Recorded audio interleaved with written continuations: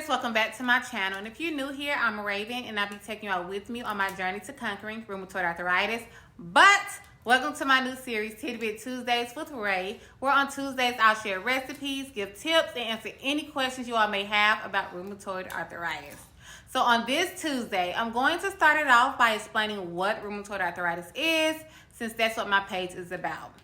So what is rheumatoid arthritis? Rheumatoid arthritis is an autoimmune disease when your immune system mistakenly attacks your own body's joints and tissue.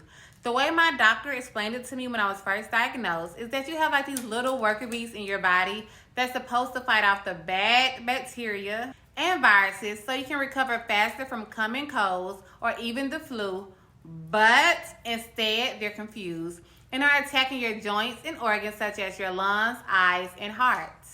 Rheumatoid arthritis affects joint linings, causing painful swelling.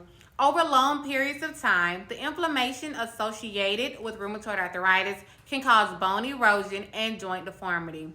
While new types of medication have improved treatment, severe rheumatoid arthritis can still cause physical disabilities.